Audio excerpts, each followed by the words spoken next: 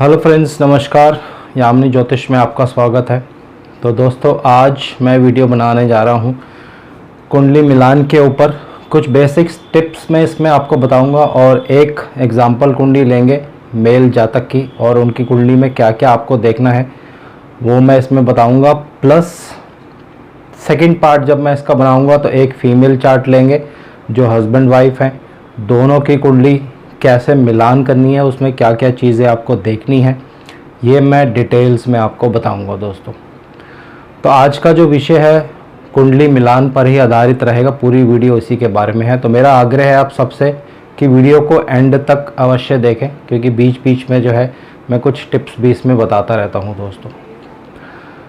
Video शुरू करने से पहले मैं बहुत बहुत धन्यवाद करना चाहता हूँ उन सबका जो लोग भी मेरा चैनल सब्सक्राइब कर रहे हैं। बहुत बहुत धन्यवाद आप सबका, और मैं आशा करता हूँ ऐसे ही आप मेरी वीडियोस अपने फ्रेंड्स और अपने रिलेटिव्स के साथ शेयर करते रहेंगे दोस्तों।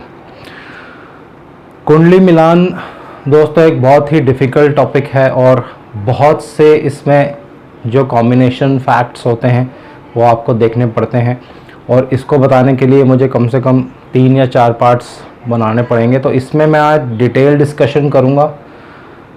हैप्पी मैरिड लाइफ की भी कुंडलियाँ लेंगे, उनकी कुंडलियाँ मिलान करेंगे, प्लस डाइवोर्स के कुछ केसेस, प्लस जिस कुंडली में किसी वाइफ की या किसी हस्बैंड की डेथ हो जाती है या मृत्यु हो जाती है, अकस्मात मृत्यु, एक्सीडेंट हो जाता है, तो वो कुंडलियाँ भी आपके साथ में आने वाली वीडियोस में शेयर करूँगा दोस्तों। तो कुंडली मिलान का सबसे पहला रूल क्या है ये आपको याद रखना है, और मैंने कुछ नोट्स भी प्रिपेयर किए हैं जिनके माध्यम से मैं कुछ डिटेल्स आपको यहाँ बताऊँगा। सबसे पहले जब आपके पास डेट ऑफ बर्थ आ जाती है हस्बैंड वाइफ की, और जब डेट ऑफ बर्थ आ जाती है एक लड़का लड़की की, तो आपको गुण मिलान कर लेने हैं दोस्तों। गुण मिलान कैसे करते हैं ये एक विस्तार विषय है, तो इसके लिए आप मेरी वीडियो देख सकते हैं, उस पर मैंने पूरी डिटेल्स बता रखी हैं। अगर आपकी कुंडली में नाड़ी दोष आता है तो फिर भी किसी तरह की चिंता या घबराने की ज़रूरत नहीं है, क्योंकि नाड़ी दोष के परिहार भी होते हैं, और उसी वीडियो में मैंने नाड़ी दोष के परिहार भी बताए हैं दोस्तों। बकूट दोष आता है या और किसी तरह का दोष आता है तो उसके परिहार के लिए एक बहुत अच्छी रेमेडी होती है, वो है ग्रह मैत्री। अगर दोनों की राशि मैत्री है तो बहुत से जो दोष हैं कुंडली के ऑटोमेटिक कैंसिल हो जाते हैं दोस्तों। अगर ग्रह मैत्री नहीं है कुंडली में, एक शत्रु ग्रह और दूसरा शत्रु ग्रह आपस में योग बना रहे हैं, तो ऐसे केसेस में आपको आगे प्रोसीड करने से पहले एक अच्छे एस्ट्रोलॉजर से अपनी कुंडलियां मिलान कर लेनी चाहिए दोस्तों, या एक ऐसे अच्छे पंडित जी से जिनको एस्ट्रोलॉजी और पंडिताई दोनों अच्छे से आती हों दोस्तों। तो उसके बाद आपको क्या करना है, गुण मिलान में कम से कम 18 गुण मिलने चाहिए। 18 गुण अगर मिलते हैं तो आप सेकंड स्टेप पे मूव फॉरवर्ड करेंगे। सेकंड स्टेप में आपको क्या करना है, सेकंड स्टेप पे आपको मंगल दोष और इसके बारे में एनालाइज कर लेना है। मंगल दोष नॉर्मली हर कुंडली में कैंसिल हो ही जाता है दोस्तों, इसके बहुत से परिहार हैं, इसके लिए भी आप मेरी मंगल दोष की वीडियोस देख सकते हैं। थर्ड स्टेप में आपको अब क्या करना है, थर्ड स्टेप जो कि बहुत इम्पॉर्टेंट है और बहुत से लोग इसमें गलती भी कर देते हैं दोस्तों, और इसको इतना सीरियसली नहीं लेते हैं, वो है मुहूर्त। जी हाँ, मुहूर्त पे भी मैंने बहुत वीडियोस बनाई हैं, लेकिन लगन शुद्धि करना सबसे ज़रूरी होता है दोस्तों। अगर जिस दिन आपका विवाह होने वाला है या पंडित जी ने उस दिन की डेट निकाली है, तो लगन शुद्धि आपको अवश्य करनी है दोस्तों। अगर आप लगन शुद्धि नहीं करेंगे तो मैरिड लाइफ में आने वाले टाइम्स में प्रॉब्लम रहेगी दोस्तों। तो एक सिंपल तरीका मैं बता रहा हूं कि लगन शुद्धि आपको कैसे करनी है, क्योंकि जब लड़का और लड़की की कुंडली आप मिलान करेंगे, जो रूल्स मैं बताने जा रहा हूं, तो कहीं ना कहीं वो रूल्स हर जगह आपको प्रॉब्लम ऑब्स्ट्रक्शंस देंगे, लेकिन उनके परिहार हैं दोस्तों, घबराने की ज़रूरत नहीं है। तो पहले आप ये नोट कर सकते हैं कि लगन शुद्धि हमें कैसे करनी है। जी हाँ, मान लीजिए किसी लड़के का जन्म है और उनकी जन्म कुंडली 5 नंबर लगन से शुरू होती है। कुंडली आप स्क्रीन पे देख रहे होंगे, D1 बॉय लिखा है, जिसमें वो लड़के का बर्थ चार्ट है। तो जिस दिन उनकी शादी होने वाली है, इस कुंडली की जो मैं एग्जांपल ले रहा हूँ, इनकी जो मैरिज है 27 फरवरी 1984 को हुई है। तो इस दिन जो भी प्लैनेट्स ट्रांजिट में जिस भी राशि में थे, आपको लगन कुंडली बना के जो एक्चुअल लगन कुंडली है उस राशि में प्लैनेट्स विराजमान कर देने हैं दोस्तों। तो अब इसमें आपको क्या पॉइंट्स याद रखने हैं ये आप नोट कर सकते हैं, एक एक करके मैं बोलने जा रहा हूँ। सूर्य देव लगन में और 7वें हाउस में नहीं होने चाहिए। ये दोनों कुंडलियों में आपको चेक करना है दोस्तों, लड़के की भी और लड़की की भी, और ये लगन कुंडली से ही चेक करना है। लगन कुंडली का मेरा तात्पर्य यहाँ पे ये है कि राशि कुंडली से, चंद्र कुंडली से ये चेक नहीं करना है। लगन कुंडली से जो आपका लगन निकलेगा, जो जिस समय आपका जन्म हुआ उस समय जो राशि उदित हो रही थी लगन में, उस कुंडली से आपको ये चेक करना है। पहले हाउस 7वें हाउस में सूर्य देव नहीं होने चाहिए। चंद्रमा 3रे घर में, 6ठे घर में, 7वें घर में और 8वें घर में नहीं होना चाहिए। ये भी आपको ज़रूर चेक करना है, क्योंकि चंद्रमा और सूर्य मैरिड लाइफ के लिए बहुत इंपॉर्टेंट रोल प्ले करते हैं दोस्तों। थर्ड, मंगल देव फर्स्ट हाउस में, 7th हाउस में, 8th हाउस में और 10th हाउस में भी नहीं होने चाहिए दोस्तों। इसके पीछे कुछ लॉजिक्स हैं, वो नेक्स्ट वीडियोस में मैं आपको बताऊंगा दोस्तों। बुध देव 7th और 8th हाउस में नहीं होने चाहिए, ये आपको ध्यान रखना है। गुरुदेव भी 7th और 8th हाउस में नहीं होने चाहिए।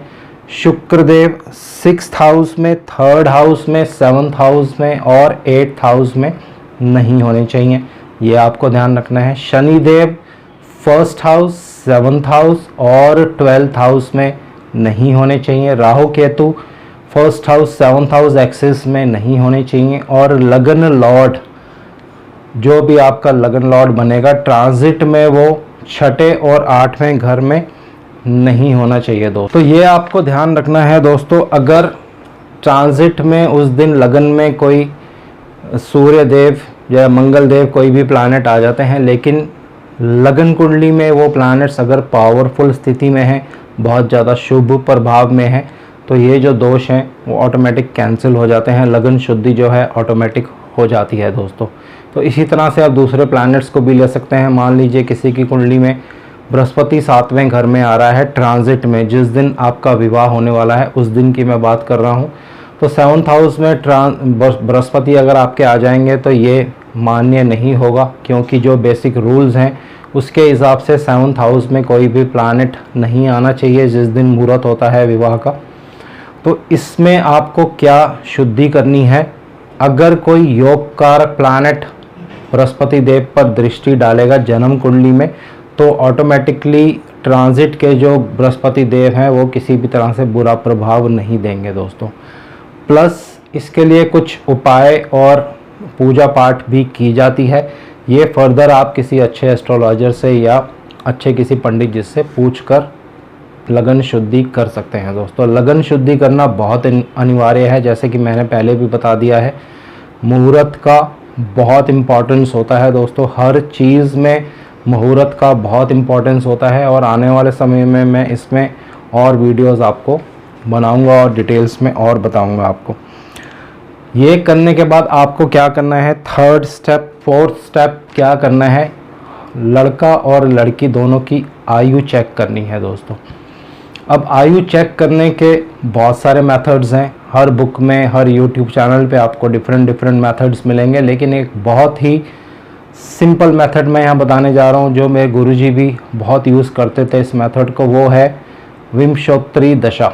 जी हाँ, जब आपका विवाह होने वाला हो उससे आगे आने वाली दशाएं आप चेक कर लीजिए। अगर आने वाली दशाएं किसी भी तरह से मारक प्लैनेट्स की नहीं हैं तो किसी तरह की चिंता आपको करने की ज़रूरत नहीं होती है।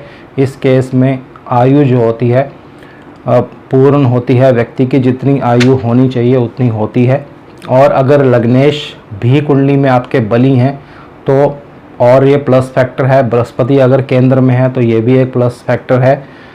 तो बहुत से और फैक्टर्स भी हैं इसमें, साथ साथ जब मैं नेक्स्ट वीडियोस बनाऊंगा तो उसमें आपको और डिटेल्स बताता जाऊंगा। तो लड़का और लड़की दोनों की आप दशाएं चेक कर लें, आने वाली दशाएं कहीं मारक प्लैनेट्स की तो नहीं आ रही हैं, सेकंड लॉर्ड, सेवंथ लॉर्ड या उसमें जो प्लैनेट्स बैठे हैं उनकी महादशा तो नहीं आ रही, और उन प्लैनेट्स पे अगर बहुत ज़्यादा अशुभ प्रभाव है तो रिस्क फैक्टर जो होता है बहुत ज़्यादा हो जाता है दोस्तों। ये भी आपको अच्छे से चेक करवा लेना है किसी अच्छे एस्ट्रोलॉजर से। अगर आपको खुद देखनी आती है कुंडली तो ये आप खुद देख सकते हैं दोस्तों। अब एक बहुत इम्पॉर्टेंट चीज़ है, आयु निर्णय के समय ये बहुत काम आती है दोस्तों। तो इसके लिए आपको क्या करना है, लड़का और लड़की की जो जन्म कुंडली होगी, आप लड़के के 8th हाउस में जो राशि लिखी है उसके लॉर्ड को पकड़ना है और देखना है कि वो लॉर्ड लड़की की कुंडली में कहाँ जाके विराजमान है। तो इसको मैं एक एग्ज़ाम्पल से आपको बता देता हूँ, क्योंकि एग्ज़ाम्पल से बताना थोड़ा इजी रहेगा। तो देखिए दोस्तों, बोर्ड पे अब आप कुंडली देख रहे होंगे। यहाँ पे जो मैंने आपको कॉन्सेप्ट बताया है वो कैसे आपको करना है। 7, 8, 9, 10, 11, 12, 1, 2 ये 8th हाउस आ जाएगा जैसे कि मैंने आपको बताया है। तो इसके जो लॉर्ड हैं शुक्रदेव बनेंगे। अगर शुक्रदेव लड़के की कुंडली में यहाँ प्लेस्ड हों, यहाँ और यहाँ, इन 4 हाउसेस में अगर शुक्रदेव लड़के की कुंडली में प्लेस्ड होंगे तो क्या होगा, ये विडोहुड की तरफ जो है इशारा करता है। कहीं ना कहीं मैरिड लाइफ में आने वाले समय में प्रॉब्लम हो सकती है। इसी तरह आपको लड़के का देख लेना है। लड़के का 8th लॉर्ड या गुरुदेव बनेंगे। अगर यही गुरुदेव लड़की की कुंडली में यहाँ, यहाँ, यहाँ और यहाँ होंगे तो ये थोड़ा डेंजर जोन माना जाता है दोस्तों। खासकर 6th हाउस में नहीं होने चाहिए। 6th हाउस में अगर प्लेस्ड होंगे तो ये बहुत ज़्यादा क्लियर योग होता है कि एक्सीडेंट से या किसी तरह से किसी रोग से डेथ या प्रॉब्लम होने की आशंका होती है दोस्तों। तो ये आयु निर्धारण करने का, आयु को देखने का एक बहुत ही सिंपल तरीका है। दोनों कुंडलियों के 8th लॉर्ड आप देख लीजिए कहाँ प्लेस्ड हैं। तो 8th लॉर्ड अगर कुंडली में केंद्र में, लगन में, त्रिकोण भावों में और 12th और 2nd भावों में प्लेस्ड होंगे तो ये अच्छा रिजल्ट देते हैं। फिर उसमें किसी तरह से घबराने की आवश्यकता नहीं होती है दोस्तों। तो ये जब मैं दोनों कुंडलियाँ आपको बोर्ड पे एक साथ पूरी कुंडली दिखाऊंगा उस समय भी आपको ये मिलान करके जब मैं बताऊंगा तो उसमें भी कंपैरिजन आएगा। ये जस्ट एक ब्रॉडर बेस है, क्योंकि कुंडली मिलान हमें करनी है वो मैंने आपको बता दिया है। तो इसके बाद आप अगला स्टेप आपको क्या करना है देखिए, लड़की की जो कुंडली होती है दोस्तों उसमें 8th हाउस जो होता है उसको सुहाग कहा जाता है।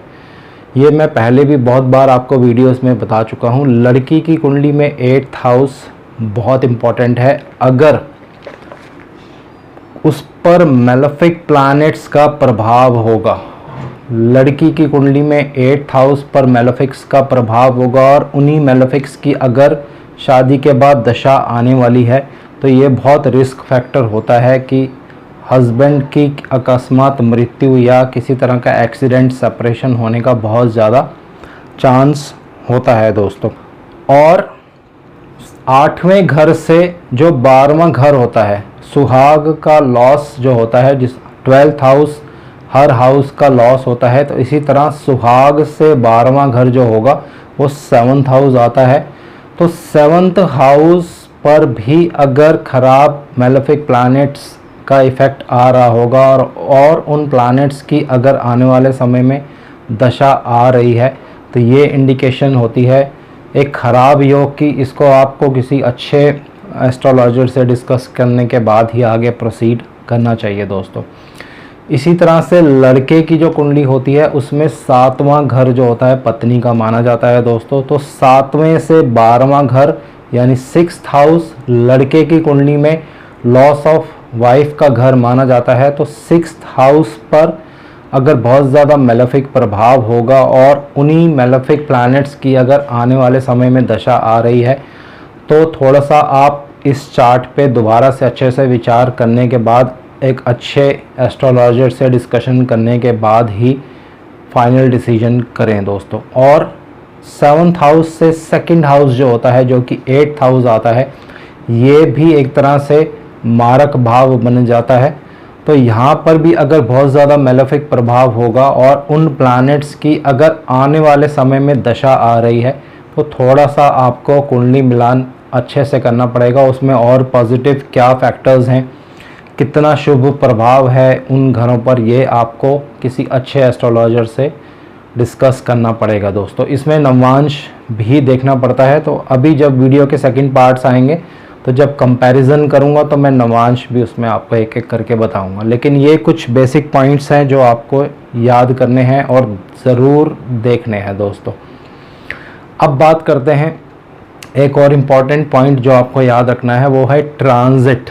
जी हाँ, अगर शनिदेव और राहु देव का ट्रांजिट आने वाले समय में, जैसे आपका विवाह हो जाता है उसके बाद आने वाले समय में आपको ये देखना है कि शनिदेव और राहु देव का ट्रांजिट कहीं 8th हाउस में तो नहीं आने वाला है।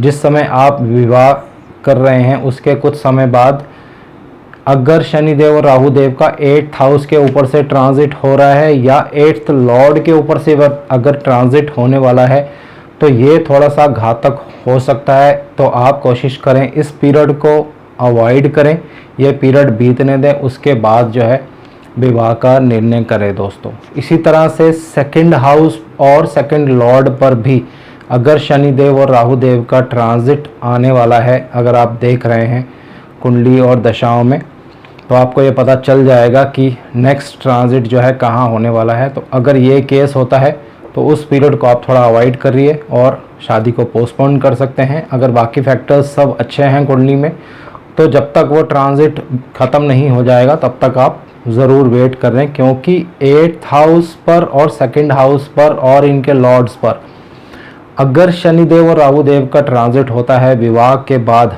तो ये किसी न किसी तरह से इंडिकेट करता है दुर्घटना या लॉस या सेपरेशन को दोस्तों। तो ये आपको खास ध्यान रखना है।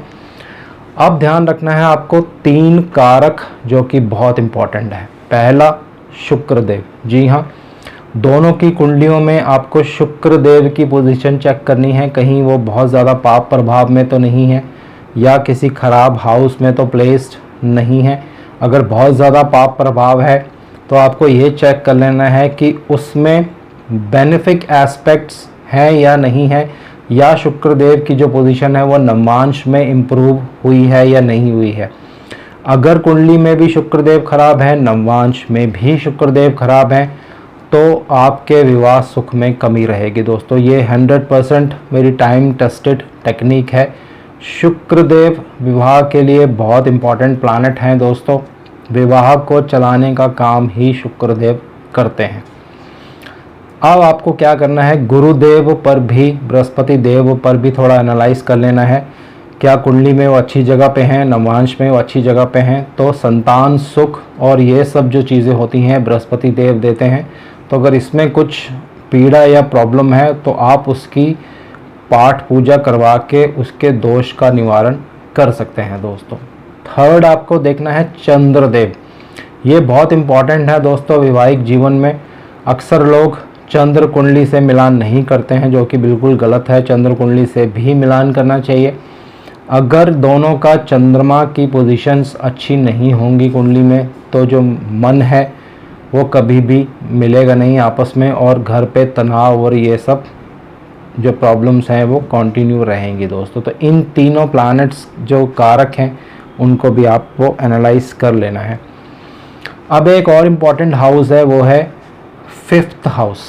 जी हाँ, 5th हाउस और 5th लॉर्ड पे अगर बहुत ज़्यादा पाप प्रभाव है, खासकर लड़की की कुंडली में, तो आप उस कुंडली को रिजेक्ट कर सकते हैं दोस्तों, क्योंकि 5th हाउस जो है पूर्व कर्मों को निर्धारित करता है और संतान सुख को जो है इंडिकेट करता है। अगर दोनों ही कुंडलियों में ये योग है और बुरी तरह से 5th हाउस 5th लॉर्ड पीड़ित हैं तो आप उस कुंडली को छोड़ सकते हैं। किसी तरह से और कोई व्यवस्था करेंगे तो वो ज़्यादा अच्छा रहेगा दोस्तों। अब बात करते हैं एक और इम्पॉर्टेंट, वो है विष कन्या योग। जी हाँ, अगर आपको पता है विष योग कन्या योग कैसे बनता है, अगर नहीं पता है तो आप मेरी वीडियो देख सकते हैं। विष कन्या योग के क्या क्या कॉम्बिनेशंस होते हैं। अगर विष कन्या योग बन रहा है तो पहले आप उसके परिहार चेक करिए। अगर कुंडली में परिहार नहीं है तो वो कुंडली भी आप अवॉइड कर सकते हैं, रिजेक्ट कर सकते हैं। विष कन्या योग अगर बनता है और परिहार उसका ये होता है दोस्तों, लगन पर या 7th हाउस पर बहुत ज़्यादा शुभ प्रभाव होगा तो विष कन्या दोष कैंसिल हो जाता है। और अगर 7th लॉर्ड कुंडली में बहुत बली होगा, 7th लॉर्ड मान लीजिए 7th में ही है, तो किसी भी तरह का विष कन्या दोष नहीं बनता है। ये लड़का और लड़की दोनों के लिए ये सेम रहेगा। जैसे विष कन्या होती है वैसे विष पुरुष भी हो सकता है। तो ये दोनों कुंडलियों में आपको चेक कर लेना है दोस्तों। थर्ड क्या कह रहा हूँ, लास्ट आपको देखना है D30 चार्ट। जी हाँ, खासकर फीमेल्स के लिए ये बहुत इम्पोर्टेंट होता है D30 चार्ट। अगर D30 चार्ट में लगन में मेलेफिक राशि है मंगल देव की, सूर्य देव की, शनि देव की, और लगन में मेलेफिक प्लैनेट्स का एस्पेक्ट भी है या राहु केतु का एस्पेक्ट भी है, तो ये भी इंडिकेट करता है एक सेपरेशन के ऊपर, एक लॉस के ऊपर, या हस्बैंड की अकस्मात मृत्यु या प्रॉब्लम हो जाती है दोस्तों। तो ये आपको देख लेना है। और एक और बहुत इम्पॉर्टेंट हाउस है दोस्तों, वो है 12th हाउस। 12th हाउस और 12th लॉर्ड पर किसी भी तरह का पाप प्रभाव नहीं होना चाहिए, वरना सेपरेशन होने के बहुत ज़्यादा चांसेस होते हैं। और जो आपके बेडरूम प्लेजर्स हैं, जो सेक्सुअल प्लेजर्स होते हैं, उसमें बहुत ज़्यादा कमी आ जाती है दोस्तों। तो इसी तरह से सारे जो चीज़ें हैं आप चेक कर सकते हैं। और नेक्स्ट जो मैं वीडियो बनाऊंगा दोस्तों, उसमें एग्जाम्पल लेंगे, एक लड़का और एक लड़की की कुंडली मिलान कैसे की जाती है वो आपको मैं एक मैरिड कपल की कुंडली से बताऊंगा दोस्तों। तो इसको सेकंड वीडियो में कवर करेंगे, नहीं तो वीडियो बहुत लंबी हो जाएगी और जो कॉन्सेप्ट बताने का मेरा मोटिव होता है वो आपको समझ नहीं आएगा। तो आज के लिए इतना ही दोस्तों। शनिदेव से मैं आग्रह करता हूँ सबके घर में सुख और शांति बनाए रखें। जय शनिदेव।